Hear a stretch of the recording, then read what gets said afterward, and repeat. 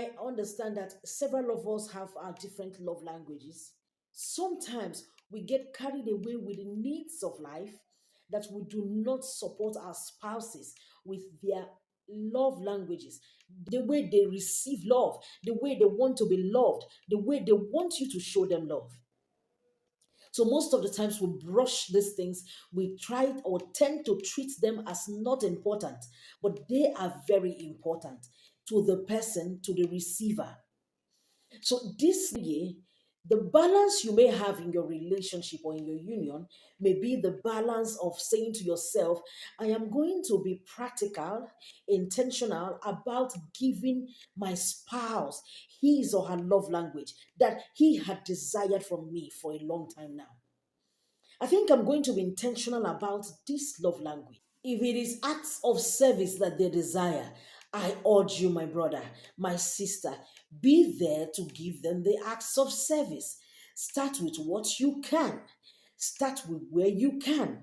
You can just be there. Sometimes it's not even about you helping them do it. Sometimes it's about you sitting down with them while they perform these taxes.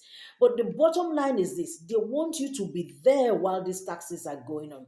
And some of us who are working find this particular love language very, very cumbersome to give. Why? Because you go to work in the morning, you come back in the night, and your spouse is expecting you to stand with him or her in the kitchen or be with them, and they expect you to be there with them while they are, wrapping the clothes and all that. It sometimes is always difficult for those of us who are working. But then I believe that if there are goals that your office had given to you, and these goals are expected to be met, I can tell you that you will go out of your way to make sure that you supply your office with the goals and the expectations. Why? Because you know that certain promotions and incentives come with them. And you will say to yourself, oh, why would I even stress myself to do an extra for my spouse at home? Yes, you will, because the peace of the home determines the progress outside the home.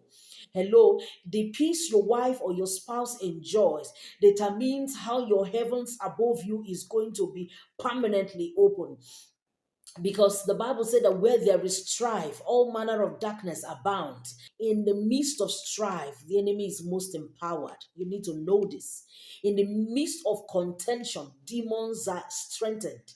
So you decide how you are going to supply what your partner needs to avoid strife in your home. Another love language you could pay attention to is quality time. And for acts of service, by the way, if from Monday to Friday you work and you don't have